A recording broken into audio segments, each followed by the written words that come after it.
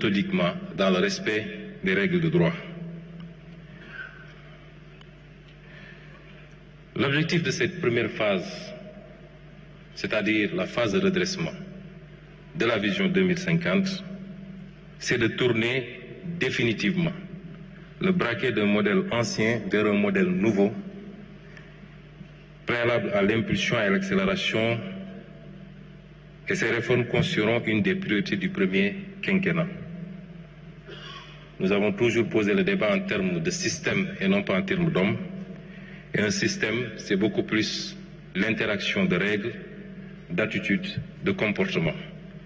Et les réformes que nous allons entamer dans cette phase de redressement nous permettront de tourner la page de ce système que nous avons souvent décrié pour en ouvrir une autre.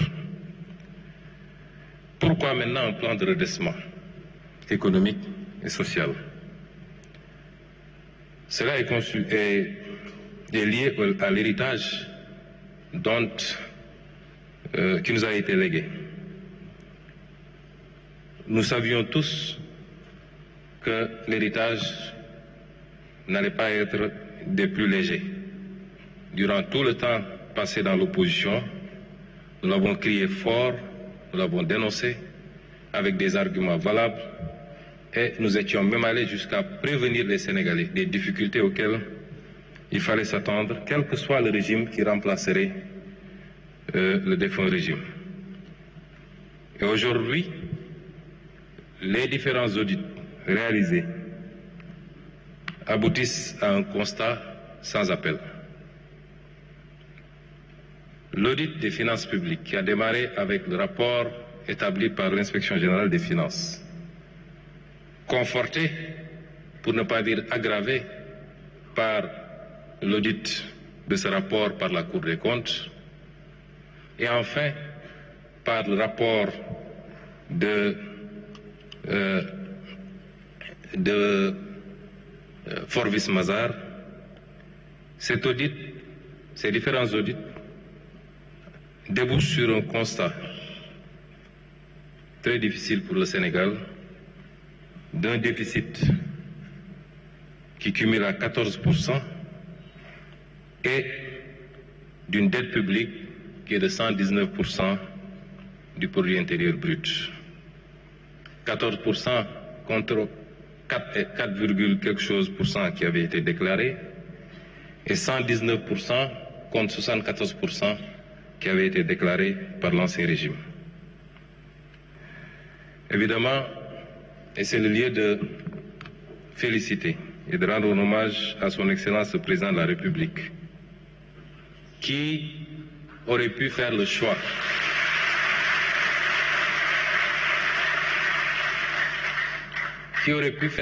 de la dissimulation. Je me rappelle des rencontres tenues autour de lui au palais avec les différents ministres concernés, le ministre des Finances, le ministre du Budget, le ministre des Finances et du Budget, le ministre de l'Économie et le désormais ministre d'État chargé de l'agenda et un certain nombre de ses conseillers, des réunions qui nous avaient permis d'apprécier la gravité de la situation, mais surtout des conséquences de l'exercice de vérité, si on choisissait de dire la vérité.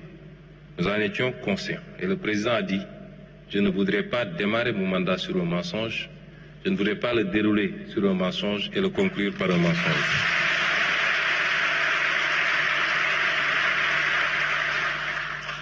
Et cet exercice de vérité a pour conséquence le respect difficile des engagements internationaux. Mais le Sénégal a tenu et jusqu'à présent, nous avons respecté notre signature, nous avons respecté nos engagements internationaux, sans pour autant que ça n'empêche le pays de continuer à faire face aux défis cruciaux à l'intérieur.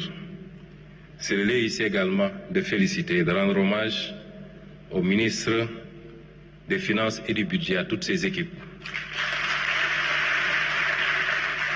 au ministre de l'Économie, qui chaque jour déploie un trésor d'énergie pour faire face à nos engagements internes et extérieurs.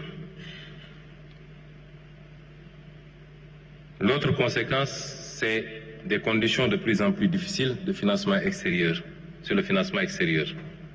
Évidemment, notre signature s'est dégradée. Vous avez vu tous les conséquences en termes de notation du Sénégal. Et c'était une des conséquences auxquelles nous nous attendions quand le président a décidé de se livrer à cet exercice de vérité. Le défi du retour à l'orthodoxie budgétaire, notamment l'objectif de revenir à 3% de déficit dans moins de 2 ans, c'est-à-dire en 2027. Un pas important a été réalisé dès cette année, puisqu'aujourd'hui, on est à moins 8% de déficit dans la loi de finances rectificative du moins. Et donc, la moitié du chemin a été parcouru déjà. Et de revenir également à un niveau d'endettement raisonnable et respectueux des critères de convergence dans le cadre de l'espace UEMOA.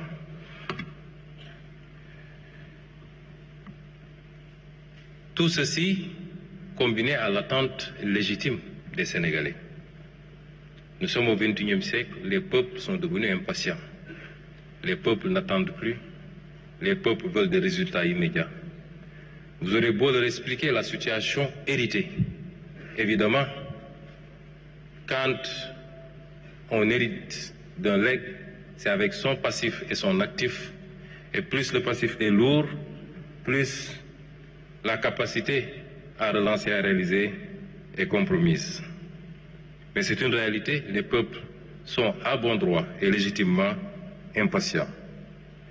Et le fait que le Sénégal soit projeté dans le top 5 des pays à plus forte croissance et peut-être le premier en 2025 en Afrique ne signifie pas grand-chose si l'on considère ce que le Premier ministre de l'économie vient de dire, que la structure de notre croissance, dépouillée de la croissance, le PIB agricole et hydrocarbures, révèle des performances très faibles, voire médiocres, c'est-à-dire on ne dépasse pas les 4% de taux de croissance, ce qui pose un sérieux problème de productivité, particulièrement de l'investissement. Voilà les raisons qui nous fondent à travailler à un sursaut, à essayer de trouver des solutions.